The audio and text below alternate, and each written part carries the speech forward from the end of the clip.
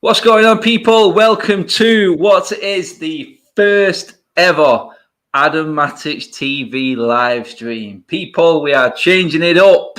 I have decided to go a completely different route. Same people, same opinions, a bit more to the point and a bit more brutal, I'm not going to lie.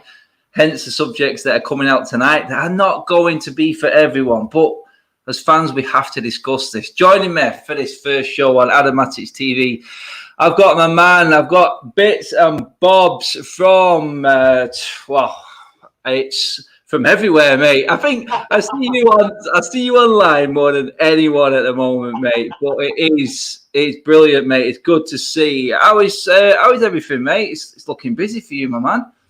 Yeah, somewhat. It's your boy, bits and bobs. Listen, mate, thank you so much for having me on Adam Matic TV, the first ever episode.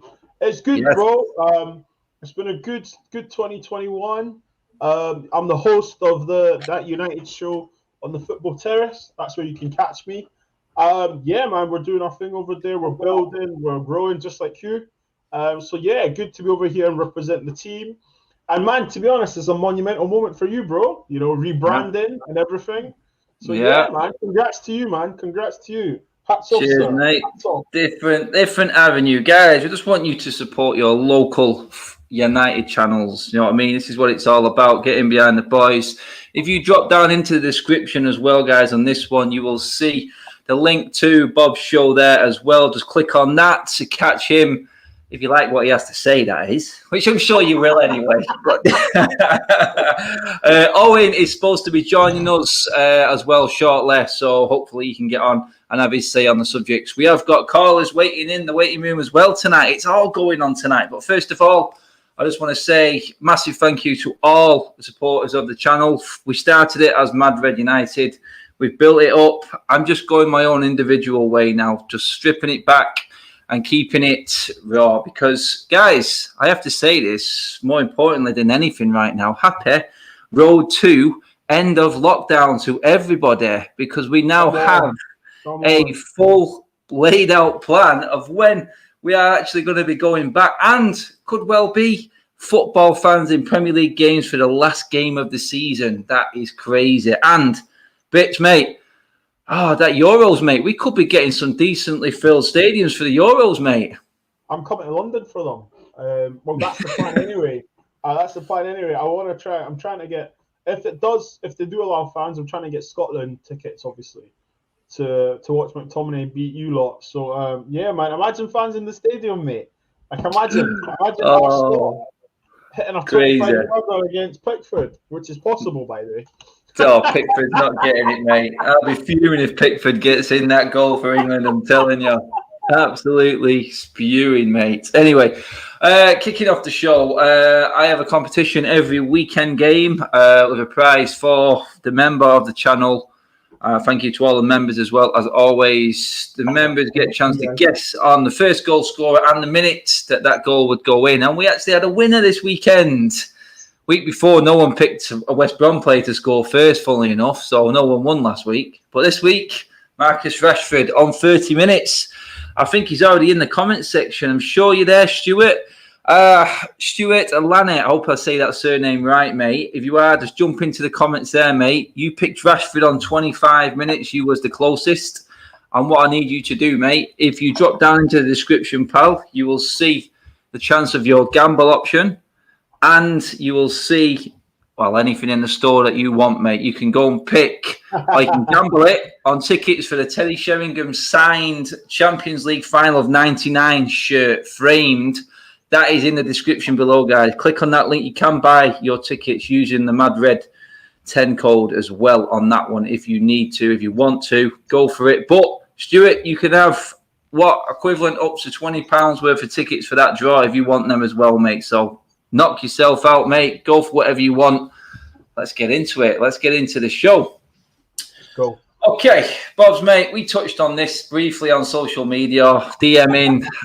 You was one way, I was the other. But in the end, we sort of came together with a sort of medium. I've got big issues with United fans. I'm not digging you out. I'm not saying that it's just your opinion. But I see it. I see the problem at Manchester United. There's a soft mentality which is killing this football club. The sentimental mentality. And this week, Henderson's come out. Well, he's come out quite strongly, mate. You picked up on this one.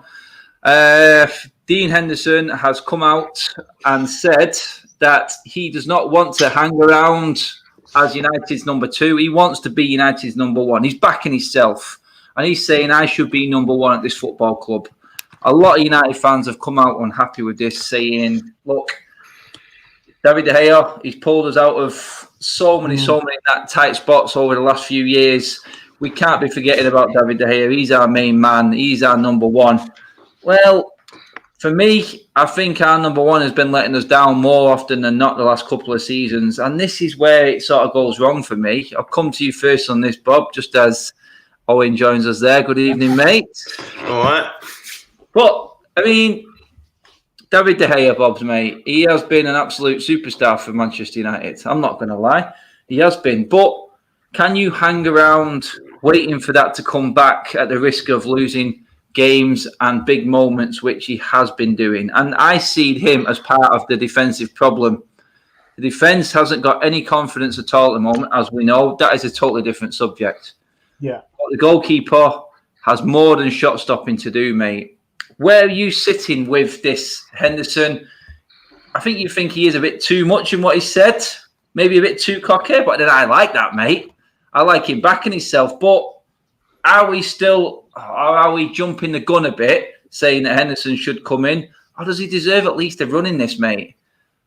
So, obviously, you put up, and I think I was the first one to comment, and I said, you was cheeky with that one. He's a bit cheeky with that one. But prior to that, on the podcast I done, right, I actually said I want him to get a game of 10 games, 10-game run, because I think on the evidence of De Gea, I think we need to see Hendo. Now, obviously, we've exchanged words and stuff, and I thought about also what I was going to say and stuff. And do you know what?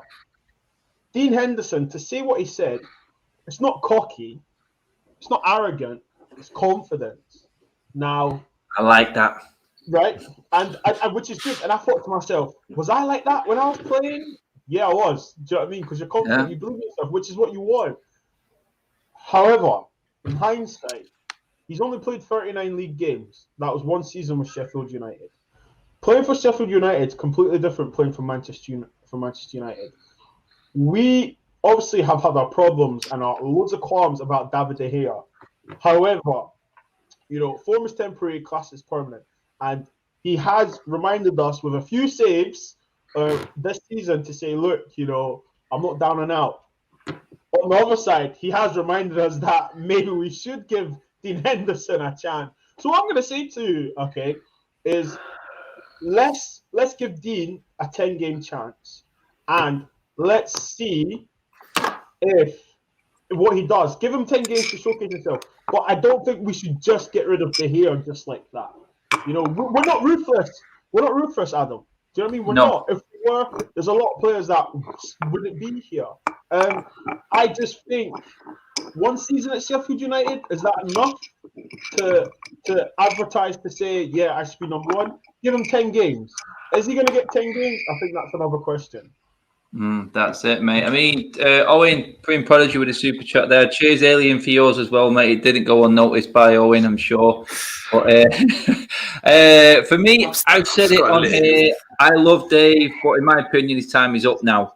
Chelsea had an agent check, got rid of him, had Courtois waiting in the wings. Dino for me. I mean, for you, Owen, mate, we've been there in the stands, mate. We've cringed at some of the stuff De Gea's done the last couple of years. He has been monumental at times for this football club. But are we in danger of living in the past here, mate, by thinking about yesteryears? And let's be honest, what major trophy have we won with De Gea in the team? Oh, that's harsh, that one, isn't it? That's harsh, that one. We did win the league in 2013 when he was in net, so that's... Yeah, who was in front of him in defence, mate?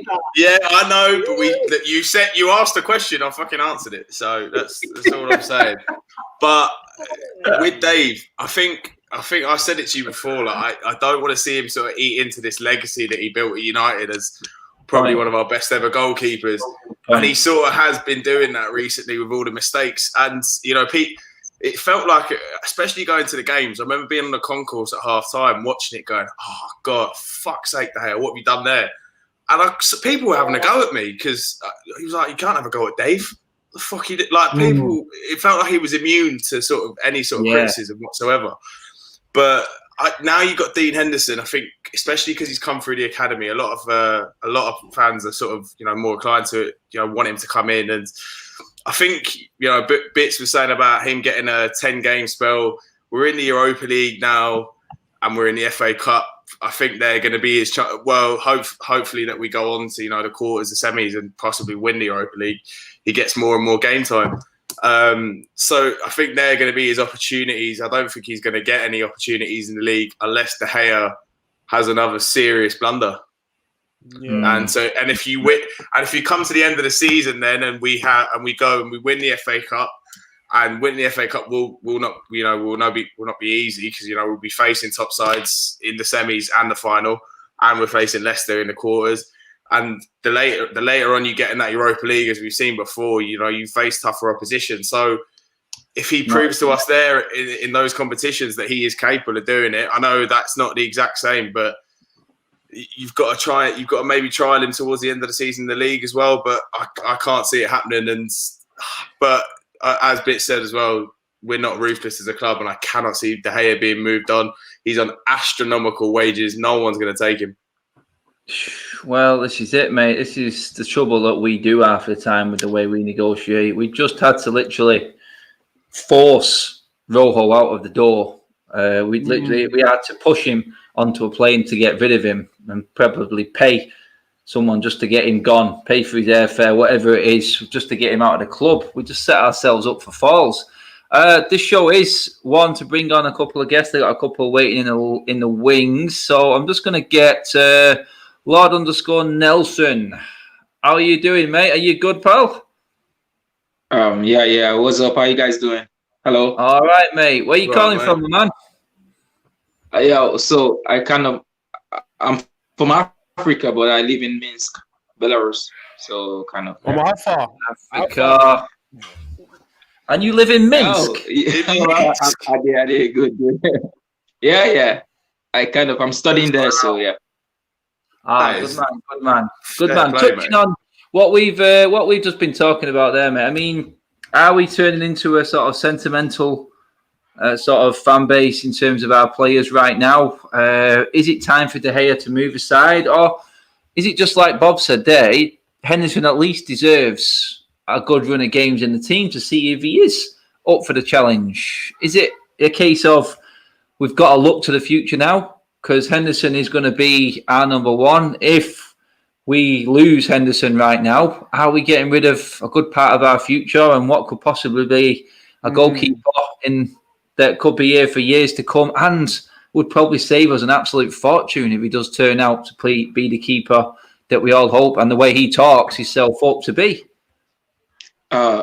Yeah. So that's a very good question, actually. We have to look at it this way. We need a new goalkeeper, actually. De Gea is not the goalkeeper that is going to take us forward from where we are now, now. Because, we need a goalkeeper that can command his box from corner kicks and set piece. And we also need a goalkeeper that's sweeper keeper, someone that will come out because we want to play like high press. So we want to push our defense forward. So we need a goalkeeper that can cover that space in between the defenders. And in case of there's a true ball. So we need a goalkeeper that will come out from his line to clear the ball most of the time. So, and De Gea is not like that. So we definitely need a new goalkeeper. Yeah. Like if you watch any of our games lately, you will notice that like we have maybe like 4 or 5 shots against our goalkeeper, like straight at him that he has to catch. So we don't need a shot stopper anymore. What we need is someone that can catch the ball aerially and come out to sweep out the balls. That's what we need. Of course, we need a good goalkeeper, but like that's what we really need. And De Gea doesn't fit that standard. It doesn't fit it. So we need someone that can do the job. So that's just it for me. That's it. I mean, you touched on it there, mate. Coming out of his box, he is part of that defence. It's not about what shots you actually stop.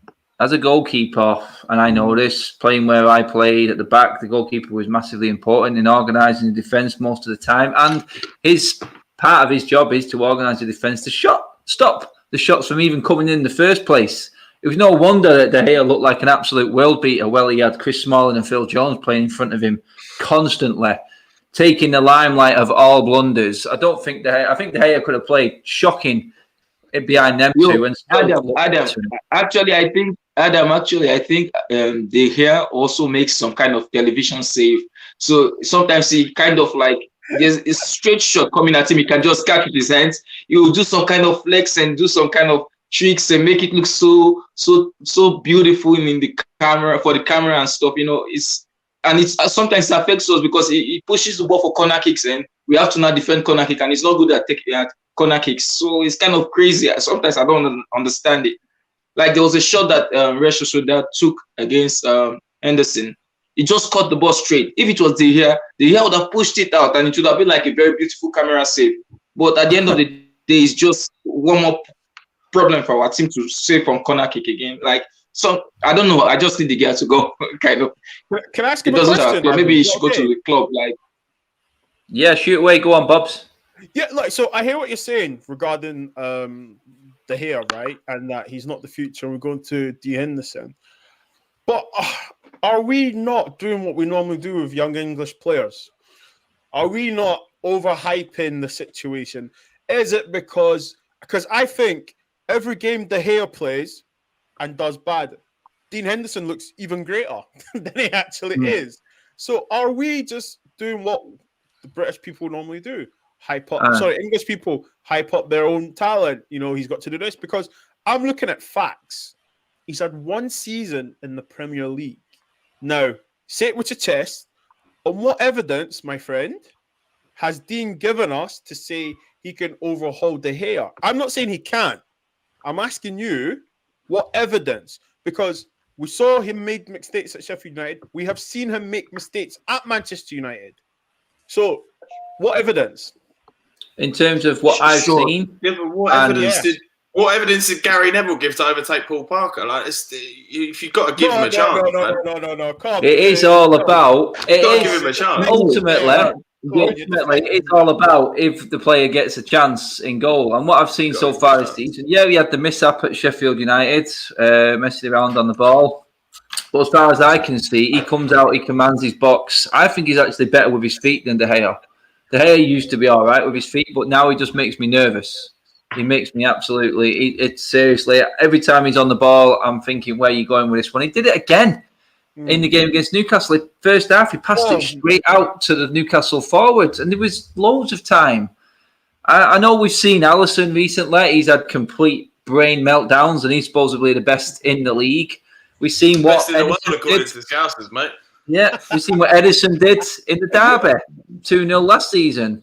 So these keepers are all going to make mistakes. Doesn't matter who they are. Every single keeper makes a mistake. Unfortunately, at Manchester United, you are going to be made a scapegoat. And at the moment, with that defence in front of you, the chances of you making a mistake are probably going to be, they're going to be heightened, let's be honest. I'm just going to bring in Adam into this conversation as well here. Adam's been waiting patiently. Adam, touching on De Gea there, I know Nelson was going to come in with a comment there, but quickly on you, mate. Henderson, like Bob said then, what have we seen that has told us he is going to be good enough in the future? Or are we just not going to know, mate, until this guy gets a run of games in the team? Does he deserve a run of games in the team right now after what De Gea's done? Yes, well, first of all, thank you for having me on. I've been following you for quite some time and really appreciate it. Thank you very much, mate, and welcome. And regarding the De Gea question and Dean Henderson, I'm with you on that. I would have been De Gea last season or the season before, I can't lie. Because at this moment in time, and this is what people don't get, football has changed now. So saving shots, it's not necessarily what you look for in the goalkeeper, the first thing you look for at the moment. It has changed a lot. De Gea has been making mistakes. He hasn't been as good as he was.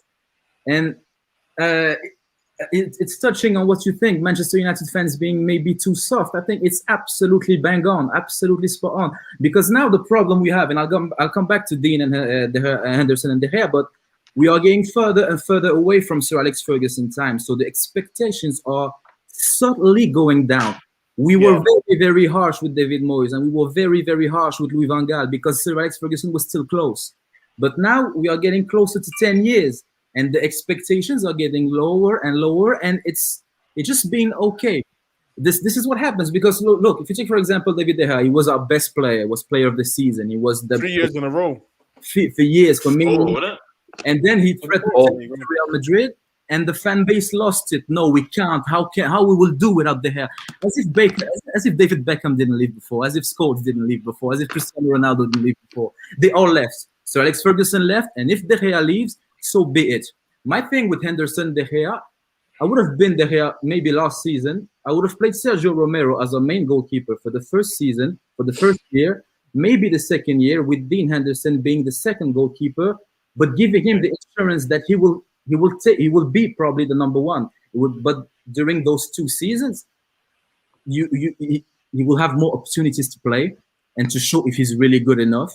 Sergio Romero is a seasoned pro. He's the last goalkeeper with which we won trophies. The last 2 trophies we won, Romero was in goal. It wasn't even David De Gea. I would have played Sergio Romero. With Sergio Romero, for example, the whole defense plays better. He speaks more. He comes out more. He's just more vocal. He's more of a presence. When you have Sergio Romero and Eric Bailly in the defense, the wingers and strikers, they think about it twice. Now they have a field there. De Gea is on the line. Maguire and Delaf, I don't rate them. With Romero, we would have had like a 2-season gap in which we could have really, really assessed our options. It's a fair point, actually. Owen, I'll come to you on this one, mate, actually, because people were telling me, I mean, I had a great conversation regarding how United fans were going on about how badly Romero was treated. And I had Stretty News on my channel, and they were saying, well, why wasn't Romero banging down this door on the manager's office to try and get into this team? See, this is what I'm talking about right now. Now we've got a keeper who is saying, I want in. I am number one. I want to be challenging for this number one spot. And all of a sudden the fan base are like, well, hang on a minute.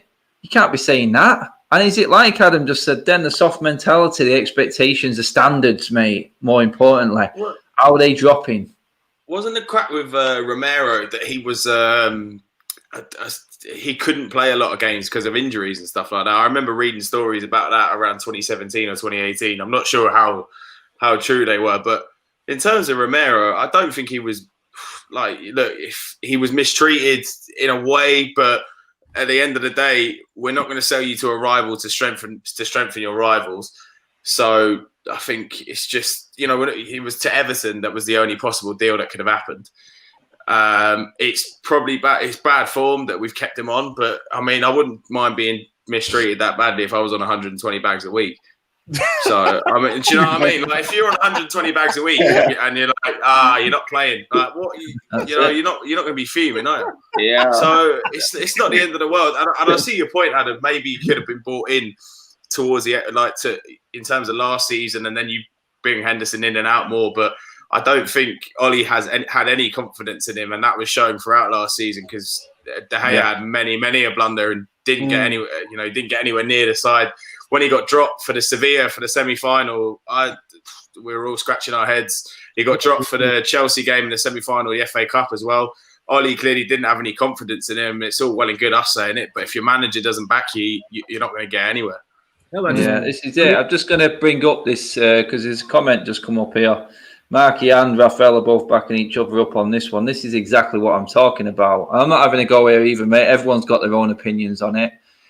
Shocking argument. De Gea isn't not a problem. Centre-backs, that's the real problem. You're watching too much Sky Sports. Well, I'm going to say, if Peter Schmeichel was in that goal, he'd have gone through Harry Maguire several times. When there was a bit of hit and miss, your defender gets taken out, mate. I've been taken out many a times when a goalkeeper's come and claimed it. A goalkeeper is as much as the problem as the defenders. You have to communicate. Why was no one telling Maguire what to do with that header against Newcastle? In fact, Why didn't De Gea come and claim the ball that was in his 6-yard box against West Bromwich Albion? Why didn't he come and claim the ball that he could see the full flight of against Newcastle again in the 6-yard box? If it's another goalkeeper, that's what I'm saying. That's my point. It stops the shots coming in the first place. The keeper looks as scared as the defenders do to me. And the goal in the Champions League against Leipzig, when he bottled it against Kluivert, he bottled it against Calvert-Lewin. That's not my goalkeeper for me. I want someone who's going to be 100% hell-bent on getting that ball and taking whatever's in the way out with it. It's a 6-yard box, for God's sake. Do you know what I mean? I'm not asking him to do much. Yeah. Adam, do you know what's funny? Adam, you put it in half, right? And what is it you when you start a game, you say to the keeper, look, you're the eyes, you tell me what to do. Or communication. And like we've seen Van der Sar come and collect the ball for Rio and Vidic. This is Rio and Vidic. Take the pressure off them, right? Now, I'm with you with the fact where your goalkeeper come out knee high, take everything through you. Because do you know what? When you play football, I'd rather have a sore face than concede a goal, personally. Do you know what I mean? Because I can get over it. It's your heart. You'll get better. To concede a goal, do you know what I mean? Nah. For me, on that argument, I'm with you 100% because I always say with De Gea, you need to go to the gym. I always say chest and buys, mate, because you need to put some bass in your voice. Because all I seem to hear from De Gea is vamos, vamos, vamos. And it's like, bro. And also you guys have to understand something. The tallest man in the post, when they're taking a corner kick, is the goalkeeper. He uses his hands. So his height and his hands. So everything is the goalkeeper is supposed to claim the ball whenever it comes into his, at least the 6-yard box. Nobody has the right to head the ball in the 6-yard box if you have a goalkeeper. That's crazy. I don't understand how people are still saying De Gea is a good goalkeeper when he lets his opponents head the ball inside the 18-yard box. The Lindelof goal that people were saying that Lindelof was bullied, it was inside the 18-yard box. In the 6-yard box, I mean to say. It was in the 6-yard box that incident happened. De Gea wasn't supposed to allow that to happen. And also he's claiming the ball. He's watching you, Adam. Yes, regarding that last comment, we were addressing the goalkeeping issue. We were not addressing the defensive issue because that's a lot to address. Because yes, I'm being harsh on De Gea because I don't really rate him anymore. I think it's time. I just believe it's time. But the defense is shocking. The two centre half are absolutely shocking. Yeah, our defenders can't defend. Let's just say it. Our defenders can't defend. Yeah. Listen, guys, we are not. To answer Raphael as well, I know what you're saying, mate. The defence isn't getting off lightly. I am just discussing the topic that's out there at the moment. Dean Henderson, for me, is talking the way a Manchester United player should talk.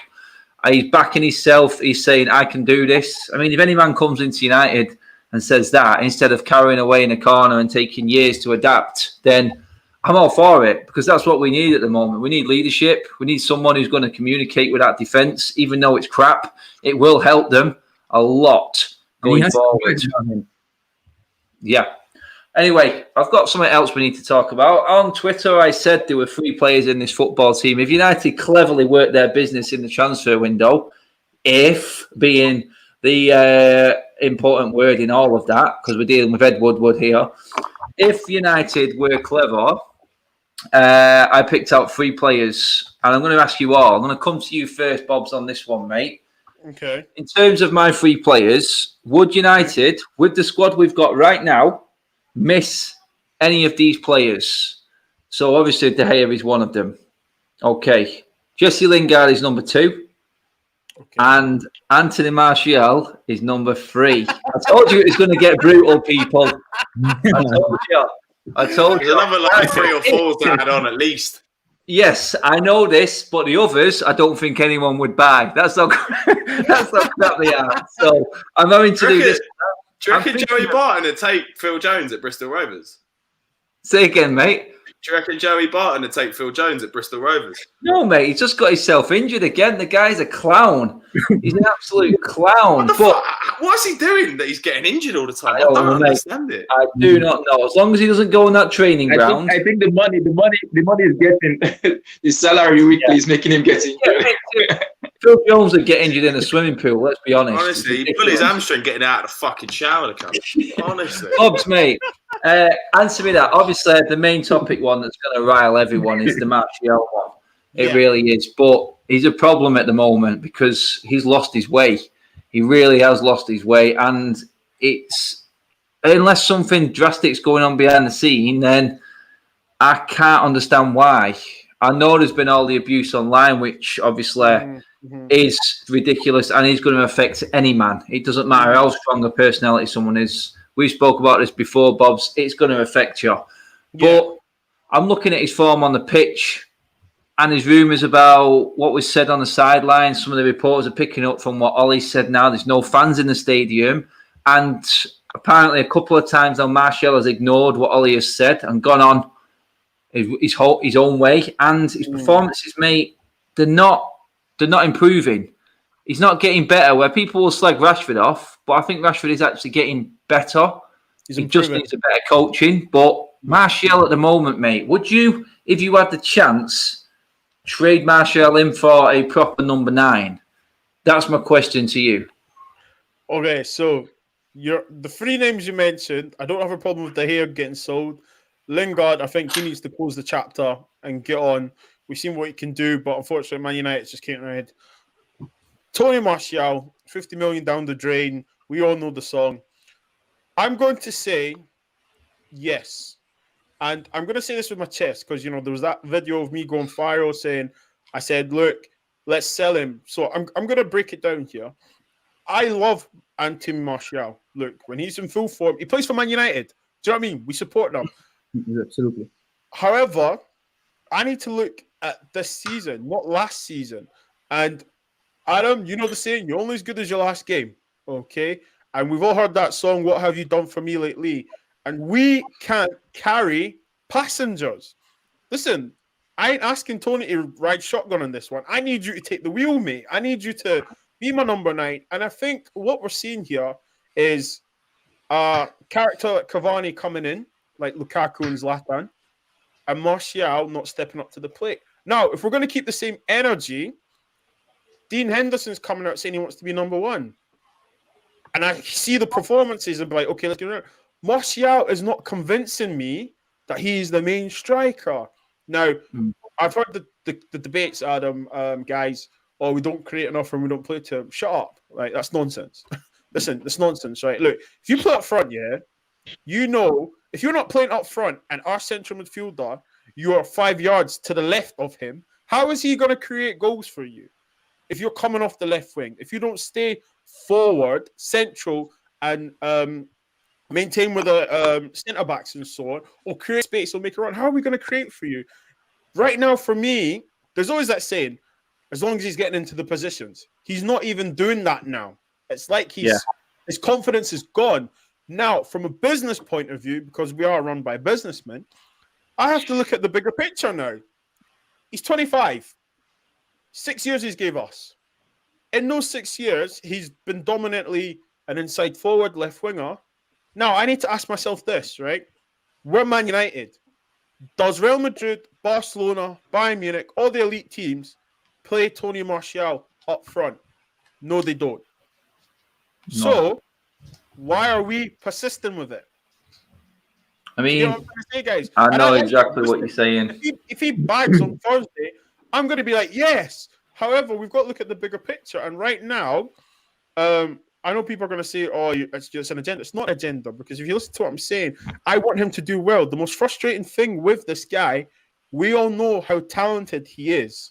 Yep. And we're not seeing it. All he has to do for me, I'd love it if he went and shoulder bars the centre back, or put a late challenge on someone to be like, give me something to make noise about, because you beat some butts. I have an agenda. I have an agenda. My agenda is Manchester United to win the Premier League again, and I don't think Martial can be the striker that will take us there.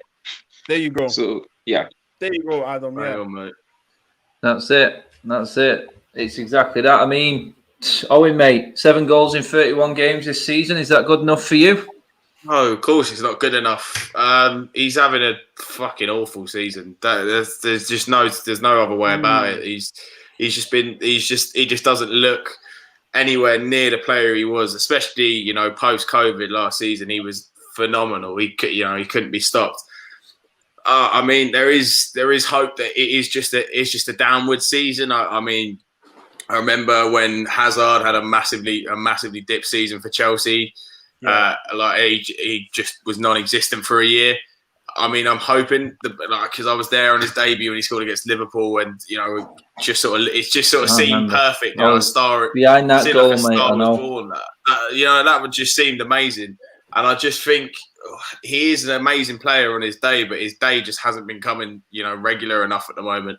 And I don't think he is a number 9. I think that's just something we have to, you know, agree on now. I think he's not a centre forward. I don't think he, you know, especially not with the way we want to play now, especially when, you know, when we see Cavani in there. I think he's probably a left forward, and I can't see him being our number 9 and us winning the league with him ever. Like, I just cannot see that. So unless he moves onto the left, but that's just not going to happen with Rashford. He's going to be on the bench. Right? That's not the sort of player you want on the bench. So I can possibly see him being moved on in terms of, you know, we need to bring new men in, and he's a valuable asset in terms of his potential. So as businessmen, as we say that we're run by, they'll look at that and think we can get 50 or 60 million pounds for him. That's it. I mean, Adam, mate, when Zlatan Ibrahimovic came in, he's seen his ass. When Lukaku came in, we can all say he's seen his ass. Cavani's come in again. Literally, each time a player's come in, the season before, he was the main man and he was having a good season. First season under Van Gaal, boom, brilliant, absolutely superb. Then all of a sudden, Mourinho comes in, brings in Zlatan. He sees his ass. Simple as. Yeah, again, Zlatan goes, we get a better season, in comes Lukaku. Doesn't get a shine. It's probably Mourinho's fault mainly on that one. I will back him a little bit on that because of the way Mourinho played him. But then again, we've seen it again. He has a good season last season with no competition. When he's the main man, he's a happy man and he performs well. Then all of a sudden, Cavani comes in and lo and behold, we're having the season we're having again here, Adam, mate. It's a common trait. Yeah, well, yes, it is in a sense. But what I appreciate from what you guys said is that you were just pointing out facts, and it seemed not to be agenda-driven in any way. So this is something I quite appreciate because I really, really like Marcel and I defend him a lot. And I quite strongly disagree with that because the way I think about it, people think about number 9 and scoring goals, but there's just, and I'm not going to bring in the link-up play and all of that stuff because at the end of the day, this is not what it is really about, but you judge play. I'm very harsh on the manager on Ole Gunnar Solskjaer. I'm really, really harsh. I think the tactics and the system and the coaching are paramount to everyone performing. And if you have goal-scoring wingers on the wing, like Marcus Rashford and Mason Greenwood, you can't have a goal-scoring number 9 and a goal-scoring midfielder. Because if every single one of them scored, well, then you're winning every single game by 5.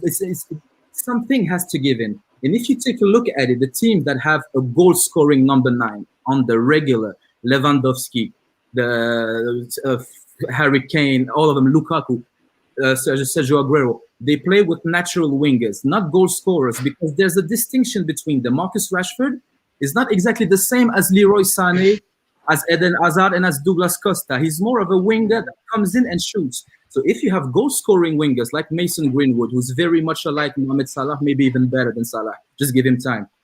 If you have those players scoring goals on the wing, you can't have a goal-scoring wingers because the play is the job of that number 9 is to bring in the wingers to score. And if you have goal-scoring wingers, you can't have 2 number 8s because then again you are too light. So if you take Liverpool for example, they have Sadio Mane and Mohamed Salah scoring goals. Bobby Firmino plays just like Anthony Martial, not scoring goals, but they made 97 and 99 points. They won the league and the Champions League.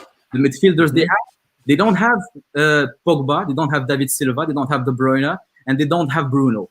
They have midfielders who play flat, whose only job, whose sole purpose in life is to press and win the ball back next to the opponent's keeper. So in that situation, the wingers and the number 9 are ready to score goals. So if you want to play with Mason Greenwood and Marcus Rashford, you can't have Haaland, you can't have Lewandowski, you can't have Lukaku. And we saw it, he scored everywhere else. If you have Gareth Bale scoring goals and Cristiano Ronaldo scoring goals from the wings, You must have a player like Karim Benzema in the middle. On that point, then, that is a very, very well put point. Well played, Adam, there on that one. Yeah. Over half of his games this season have been played from wide, mate. So then you would say, is it his attitude that's the problem? Because he's been worse. Now he's not playing as number 9 because Rashford and Greenwood playing on. Rashford and Greenwood were playing outside of him last season. Anthony Martial scored more goals than both of them from the 9 position. So it kind of counteracts the argument a little bit. So is it an attitude problem with him then? Because if he's pushed out wide, a lot of people say he's better there. But then again, he's not performed there either. The thing with Martial, first, I'm not denying that he's having a poor season. He's not having a season up to the expectations. That's regardless of the position, the system, or whatever. He is one of the most clinical players given the chances he gets. And Martial is not having a good season, and that's all right. But he's not having a good season, and we're second. Last season, he had 23 goals, and we finished the season with 66 points. So I want Manchester United to do well. So whoever scores, I don't really mind who scores. I just want the team to do better. But Marcel is having a good season. I have to give it that. Maybe the attitude, maybe the abuse, maybe he's not as mentally strong as people say. This is something that we can't really know. And people just like that. And this is why when the players are not performing, this is why I'm a very, very hard believer of systems and tactics, because the thing with a system and the thinking and an approach to football, like Pep does, like Klopp does, like Maurizio Sarri does, is the system is made so that the players don't have to be on their A game every week. It just reduces it reduces the risk of mistakes. So if, for example, when we press the team, if we press the team, for example, take a City example, Pogba playing in De Bruyne's position. If the left back have the position, Pogba, for example, Kevin De Bruyne, Raheem Sterling, and Sergio Aguero will press him.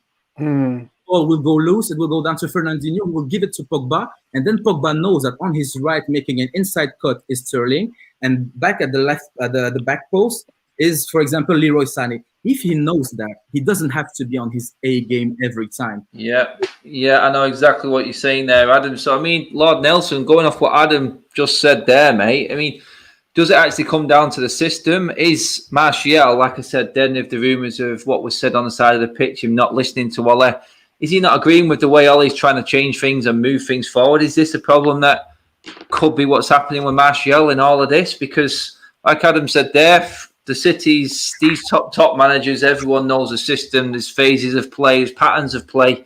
We all know United don't have that, mate. Is Ole trying to do something? I don't know. I've continuously criticised the coaching at this football club. Could that be the main problem that we've got with Martial right now? I believe so. Nah, that's not the main problem. Actually, Martial cannot play in a system. Same thing as Pogba. They don't play. They are not disciplined. You need disciplined players to play in a system. They like to freestyle. They like to do whatever they want to do. They like to move. Martial can't even stay in the position he's supposed to stay in. How do you expect him to play a system game that you have to know what to do in 90 minutes? It's not possible. You have to let this guy express himself. They want to express himself. Let them do it. Players that can play system are like Lingard and maybe Juan Mata, and even Bruno Fernandes can play system. Maybe Rashford can play system. You have to understand what we are trying to do is different. Now, let's talk about Martial. Let's keep the goals aside. Okay, it's not in form, no problem. It happens to the best of us. Sometimes you might not be in form. You might miss your clinical edge and you can't score goals like you used to score before. That's no problem for me. I'm looking at him as a striker. He's supposed to be in the position of a striker. We have the ball from the wing. Luke Shaw looks up. He doesn't see a striker in the box. He passes the ball backwards. Rashford has the ball close to wants to give pass. He looks up. He doesn't see anybody. He cuts in and tries to shoot. This continues to happen and happens, and it becomes like, why am I even looking up? And he stops looking up and he starts shooting. And sometimes Martial will not be there. He's no more looking up to shoot him. But if you watch when Cavani is a striker, whenever Cavani is standing as a striker for us, you always see him doing his best to get to the 18-yard box. Once he sees the ball going to the wide areas, he always makes sure that he's in the 18-yard box. And this you cannot teach because it's supposed to be inside the striker, inside the person himself. Now, when you want to talk about taking Martial to the wing, I don't see him as a winger. because number one, he doesn't look up. He just carries the ball. He passes the ball to get it back. So his game is like tap, tap. It's just like 1-2, 1-2, 1-2. That's his game. I think Martial will be a good second striker. If we are playing like a 4-4-2 system with 2 strikers, Martial will be good in that kind of system. But whatever system playing him on the wing, I don't think it will work for him. I think he can play as a second striker, but not as a winger. It doesn't work. I mean, I think that's why he's a better winger. But actually, I would go for like a Grealish and bench Rashford. For me, that's what I would do. Yeah, I think there's a mistake in the coaching. I think part of it is down to Ollie, because Rashford for me is a winger. He was a winger in the youth. Martial came in as a winger. He's now playing Greenwood on the wing, who is our only natural striker in our younger players. So you have to look at the coaching side of it in that sense. Rashford and Martial now, if you want to play them as wingers, i.e. like Adam says, they don't want to, because they've seen what they can do in the middle now. It's like they're being selfish when they're going forward. The pressure is that much on these players now that they're making the wrong decisions going forward. That's training ground. It's simple as that. It's training ground. It needs coaching into them, what the role is for that game and games to come. For me, I think he's tried to push and change players' positions too much. Shoehorning. Yeah. So, I don't see how we get around it in terms of, unless Ollie brings in a new coaching setup. Bob's mate, I'm convinced that we're going to make top 4 this season. I'm convinced that'll be Ollie getting a new contract, because we do know that contract is coming up soon. Is that a worry for you, mate, right now, in terms of us talking now about so many players not in good form and systems being nowhere to be seen after 3 years of him? So I'm going to answer this question in 2. So from the fan in me and the business side of me, if Ollie consolidates top 4, and I dare say we win a trophy, okay. You dare say? Of course they're winning it, mate. Europa League champions of the world. What are you on about? They're going to give him a What are you on about, mate? Because he's seen his objective. Now, for me, as a football man, we need to say, Ollie's our manager at the moment, but who out there right now could come in and do a better job? This is the problem, mate. I've said this myself. I don't see anyone out there right now. People would say Nagelsmann. Oh, that's rubbish. Get him away. Listen. We're talking about the same thing again here in terms of, is it an unproven manager on a big level? For me, I'm worried because we tried it with Mourinho. And Mourinho probably, I think he got woodified. I call it woodified. I didn't think he was good. I thought he was going into United thinking it was a different level of United, and it didn't turn out to be that United. That's what I thought Mourinho. And I think we finished him, to be honest. I think he's done as a manager. I don't see him ever be hitting the heights again. He's going to win the League Cup. He's going to win the League Cup. Part 2, mate. How was your part 2 answer there, mate? So the part 2 of my answer is this. We sacked Van Gaal for winning an FA Cup. Okay. Now, if we're going to be serious, should Ollie be the Man United manager? No. However, we've tried. We went with Fergie's recommendation. We went with a top European coach in Van Gaal. Probably 10 years too late. Past his sell-by date. Yeah. And then we went with, at the time, Man City announced Pep. And we, as a big club, had to reply with an answer. So we got the next best thing. Jose. We all know the circus that Jose comes with. So we accepted that. We won trophies, whatever. Now we're at Ollie. Okay, this is a completely new project. This is a young manager, a football, whatever. Do we have the money and the time to be going with another project? We're trying to rebuild. I'm hearing we're trying to interrogate, put in youngsters and stuff. Don't know why I said interrogate, man. What have you been doing today, Bob? What have you been up to? I know our owners are American. They're not that fucking bad. Quickly though, quick outside the box one there. What cocktail are you making there, Owen? By the way, mate, because all I can hear is ice jangling in a glass, mate. What are you cooking there? What's happening? There's no ice jangling in a glass. That was me. What is that noise? That's me putting my phone down. Sorry, man. No, I'm not drinking. I'm having a term of sobriety for myself. Thank you very much. No, I think it's gonna work. Is it gonna worry me? If I'm honest, no, because like I said to you, we've got to look at the bigger picture. It's not like we're going to go to Everton and give us Ancelotti. We're not getting Pep. We're not getting Klopp. And I think the next best things with managers are not even B class. Nagelsmann, I don't care what anyone says. I don't watch the Bundesliga, and there's a reason why I don't watch the Bundesliga.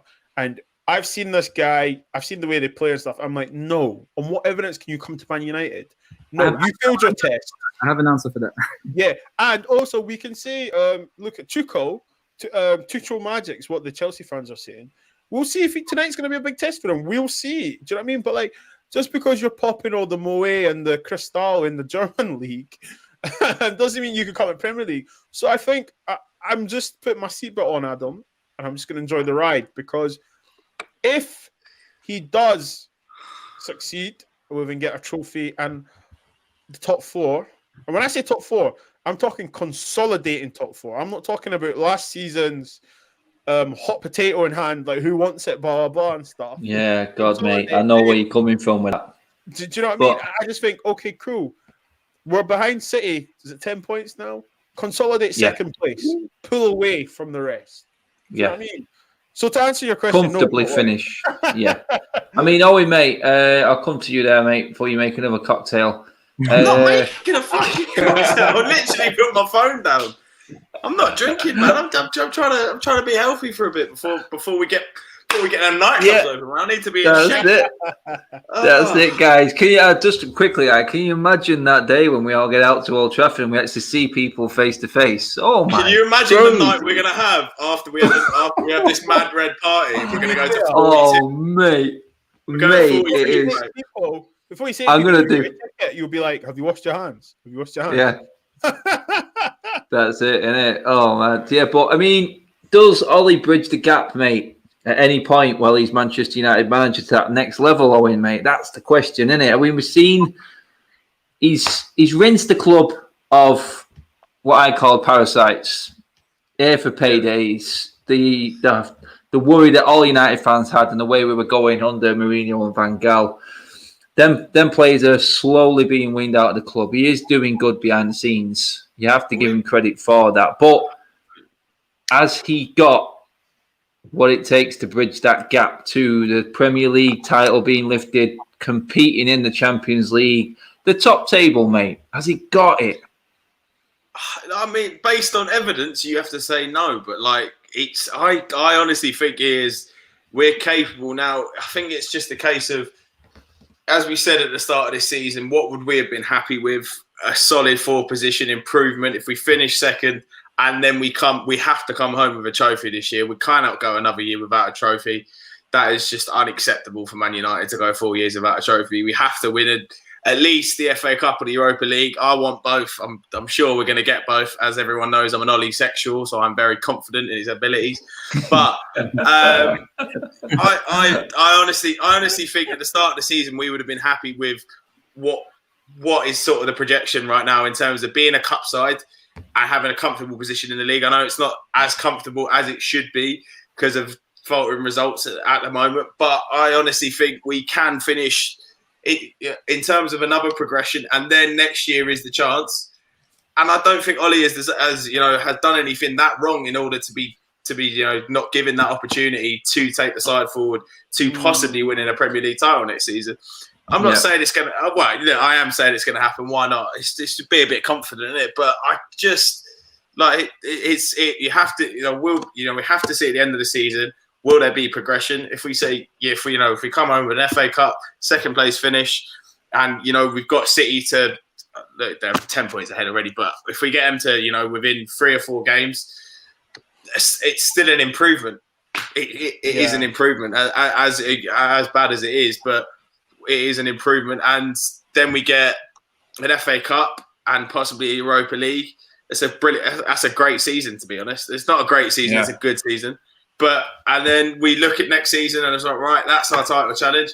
And hope he gets backed with the players he needs and wants, because he didn't last summer, and I don't think he ever really has, to be honest. Say that. So If we didn't get he wanted Grealish in the summer. That was made very clear as well. He wanted Grealish. He wanted Sancho, and we signed Facundo Pellistri and Amad Diallo, who might be good in a few years' time. But I mean that just seems so terrible. Exactly, we do need it now. About 200 million. COVID, 200 million. Come on, man. That's it. COVID, we're running out. All our money for season tickets. We're running out of time, guys, on the video. But Adam, quickly, just wanted to come to you, mate. In terms of moving forward, progressing, we don't look like we're going to be getting rid of Ole. It really doesn't. I looked at the goalkeeping coach go, and no surprise, the Hayes form has dropped since his goalkeeping coach left the club. I'm looking at, can we bring in someone into this coaching setup instead of the manager? Will Ole take it upon himself to actually bring in someone of the quality enough to coach a Manchester United squad, mate? Because I'm looking at his team there. I don't think that team's good enough, mate. No, I don't think. And he's not very good at delegating because the people he hired are not competent. So it's not... They're below him, mate. He's hiring people who are below him. And Ole's standard is not that high anyway. So is that good enough for a Manchester United level? Absolutely not. And I don't think Ole Gunnar Solskjaer is good enough for the job. I really don't. And it's quite painful. But people confuse two things. They confuse the right man for the job with the right profile for the job. The profile, Ole has the perfect profile. He's an ex-player. He gets it. He's won everything there was. But the right man or woman for a job or any given job is the person that does it well. So it's simple as that. And if you take back, for example, what you said about Nagelsmann and Mourinho and Van Gaal and all of that, what I think is very important to understand is that football goes in cycles. So if you take, for example, back in the 90s and in the early 2000s, football in England was very much 4-4-2. My team against your team made the best man win. The team with the most quality and with the strongest mentality. Yeah, so that's pretty much it. The first revolution happened with Arsene Wenger when he came to Arsenal, and he died in '96. The thing with Arsene Wenger is that he was playing 4-4-2 just like the other teams. But the ball was playing on the floor. He was playing very, very good football, and Arsenal under Arsene Wenger have always been that pretty team in the Premier League.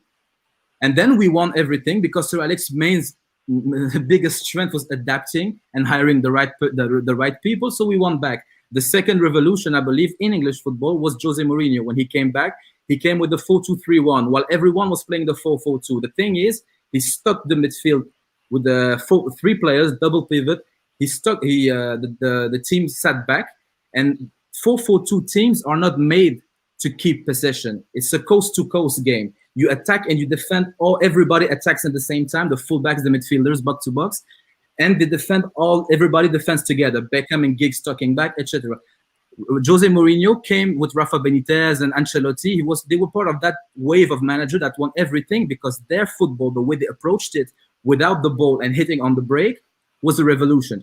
At the same time, 2008, 2009, Pep Guardiola came with another revolution, taking from Marcelo Bielsa and taking from Johan Cruyff, whose philosophy is very simple. When you have the ball, you make the pitch big. When you don't, you make the pitch small. So that's what they do. So you need wingers, you need defensive, one holding midfielder that is not a defensive midfielder. The next end, he won everything. And his football is the answer to Jose Mourinho's football. So it's not a matter who's better between Pep and Jose, it's whose football suits the other one's football. The manager that has it against Pep is Jurgen Klopp because the way he presses his team, it's a counter-pressing. It's a 4-3-3 that is flat and he counter-presses. So the point is, you win the ball back next to the opponent's team, so you hit them there. It's not a possession-based system. So it's definitely not. And that's the thing. You notice it. Jurgen Klopp's team, they have a hard time against low-blood teams. And Jose Mourinho will beat Jurgen Klopp, and Jurgen Klopp will beat Pep most of the time with the quality players they have. So it's not really about what manager and is the manager at the right time. Does he fit the era of football that is being played? So you can bring in Ancelotti at the moment at Manchester United, and he wouldn't be the man. You can bring Allegri, and he wouldn't be the man. Why? Yeah. Because it's not the right era. So that's why people who talk about Nagelsmann and Marco Rose, they are in the right idea. Why? Because those guys are the future. They are the actual football that's being played now. They know how to beat Pep, and they know how to beat Klopp. They don't have the quality. They need maybe more experience, but it's the right frame of mind. So, can I ask you a question though? Okay. Go ahead. Why are we looking for Mr. Right in the future? Why are we not looking for Mr. Right now? And I ask a question to all of you guys, right? Well, they are right now. Yes.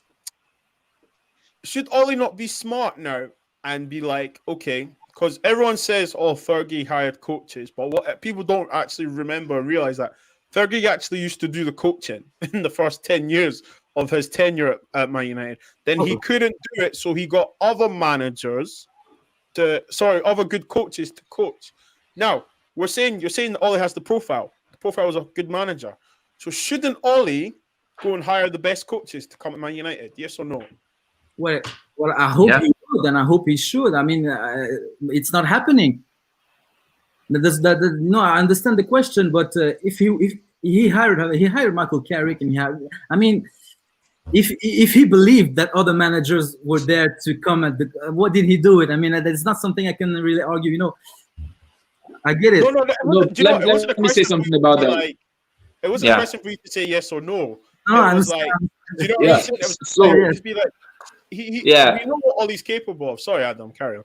It's all right, mate. No, it's fine. I was just going to come to Lord Nelson there before we finished up. A few people said it in the comments, mate. If we did get rid of Ollie, mate, would we be then going back to square one on another project, mate, and having to sit through all this again, mate? Is that the ultimate worry for all United fans? Of course, on 100%. That's what we should be thinking about, because actually, Ollie is not the best manager, but I actually believe that like football is cyclical, so like it's not always stable. It's not only tiki-taka that can win the Premier League every year, because if that's the way, then we always Man City will always win the Premier League. You know, so the game is always changing, and I think it's going to be our turn under Ollie's style of play, which is freestyle football, pretty much. So I think it might be our turn next year. And if we say Ollie should go, no. Freestyling. It might just got the microphone that will stun the world. You know, Ollie freestyle, so the mate. freestyle thing can just stun the world, and it will become the new thing that everybody wants to learn how to do. You know, it might become the new philosophy, the freestyle football. You know, so I think we should not just throw the baby with the bathwater, and I think we should give Ollie at least another 2 years. And of which Pochettino can still, I think his contract should be running out in that period, so we can actually. We gotta wait for Poch. She's the only man. Oh, guys, we can just let Ollie do a job for 2 years and see where it takes us. Then we get Poch after that. Yeah, we could go on about this all night, guys, but we've already done over an hour, and we all want to have a laugh at Chelsea getting beaten by a re-tactician in Simeone. So. To everyone asking what happens to the channel, nothing. I have just completely flipped it. This is the start of a new era. This is Adam Matic TV. It's starting tonight. It's all changed, people. Still me. I'm just going to be a bit more brutal and to the point. I think it was anyway. I mean, Owen will vouch for that, but wait until we get back. Mate, your 17-minute fan cams and waiting there in the freezing cold. Mate, do you know what it is? I got excited at the thought that the last day of the season we could have fans in stadiums, and it's nearly there. All I have to do is sit through another summer. FA Cup final is possible. That is very, very true. Now that will be a piss up. Oh my God. Guys, I live around the corner from Wembley, coming to my local, mate. That's it. Everyone, cheers for starting this new era of the channel off with us. Thanks for tuning in tonight. The super chats, all your comments have been bang on tonight. I just want to say thank you to Bits and Bobs, Owen, Lord Nelson, and Adam. If you guys drop down into the description, you will see the link there to Bob's show and Owen's channel, Cockney Red 99, the crafty couple. I've been on there. There's loads of the usual regulars from this channel. Bob's has been on there. Check out there in the description below, guys. The links are in there. Adam, cheers for coming on for the first time, mate. Absolutely brilliant, pal. Thank you very much for having me. Lord Nelson, mate. Absolutely superb, my man. You take care. Good luck with the studies over there, mate. And thank you. You know this channel loves the Canadians, mate. So, Adam, more than welcome you joining the crew, pal. I'm sure you and Tim would have a ball of a time. Guys, that's it. We are done. Don't forget to check out these guys' channels, like I said. Give the video a like, people. Do subscribe. YouTube are kicking subscribers off without them even knowing it at the moment. There is loads of stuff going down. So, make sure you double check. Hit that bell notification, guys. Support your local channels. Support the guys. And we will see you for the watch along. Yes, we're going to do a watch along of a second string United team, hopefully, against Sociedad on Thursday. Guys, take care.